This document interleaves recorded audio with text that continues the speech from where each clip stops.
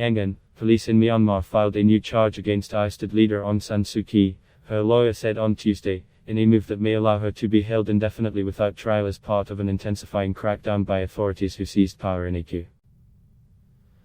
Suu Kyi, who was deposed and detained in the military takeover on February 1, already faced a charge of illegally possessing walkie-talkies, an apparent attempt to provide a legal veneer for her house arrest.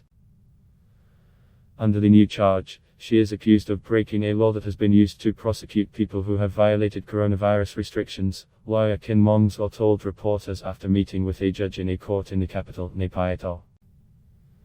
It carries a maximum punishment of 3 years in prison. But, perhaps more worryingly, because of changes to the penal code instituted by the junta last week, it could allow her to be detained indefinitely, even without a court's permission. Suu Kyi's lawyer told reporters he has not seen her since her arrest, and only arrived after an unexpected video conference the judge said had been held with her. The legal maneuver comes 2 weeks after the military seized power in a coup that shocked many in the international community who had been hopeful that Myanmar was taking steps toward democracy. Since then, the junta has ratcheted up the pressure on protesters resisting the takeover, including violently breaking up some demonstrations and blocking internet access. On Monday, security forces pointed guns at a group of demonstrators and attacked them with slingshots and sticks in the city of Mandalay. Local media reported that police also fired rubber bullets into a crowd and that a few people were injured.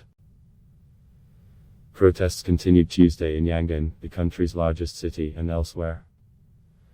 In Yangon, police blocked off the street in front of the central bank, which protesters have targeted amid speculation online that the military is seeking to seize money from it.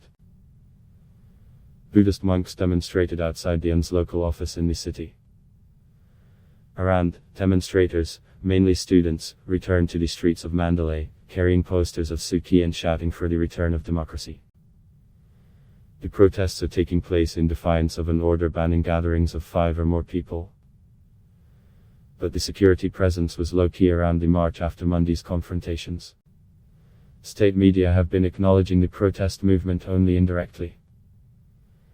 The Global New Light of Myanmar newspaper reported about a meeting of the State Administration Council, the new top governing body, and quoted its chief, Senior Gen.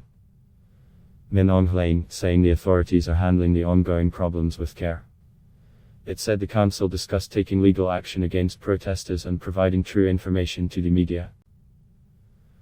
On Sunday and Monday nights, the military ordered an internet blackout, almost entirely blocking online access. Once before in recent weeks it imposed a similar blackout and has also tried less successfully to block social media platforms. It has also prepared a draft law that would criminalize many online activities. While the military did not say why the internet was blocked, there is widespread speculation that the government is installing a firewall system to allow it to monitor or block most or all online activity. The Global New Light of Myanmar newspaper also reported that council members discussed acting against a parallel government, established by some elected lawmakers of Suu Kyi's National League for Democracy party, who were prevented from taking their seats when the military stopped parliament from opening its session February 1. In the days following the takeover, members of Suu Kyi's party formed a committee, declaring themselves the true representatives of Myanmar's people and asking for international recognition. No such recognition has come, even as the United States and other governments have condemned the coup and urged the military to return power to the elected government and release Suu Kyi and other detainees. Neighboring China, meanwhile, has so far not condemned the takeover. Some protesters have accused Beijing, which has long been Myanmar's main arms supplier and has major investments in the country, of propping up the junta. China's ambassador to the Southeast Asian country responded to those accusations, noting that Beijing has friendly relations with both Suu Kyi's party and the military, according to the text of an interview posted on the embassy's Facebook page Tuesday.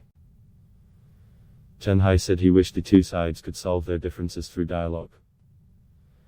In the interview, Chen also addressed what he said were rumors that China was helping Myanmar to control its internet traffic and others that Chinese soldiers were showing up on the Myanmar streets. For the record, these are completely nonsense and even ridiculous accusations, Chen said. The military contends there was fraud in last year's election, which Suu Kyi's party won in a landslide, and says it will hold power for a year before holding new elections. The State Election Commission found no evidence to support the claims of fraud.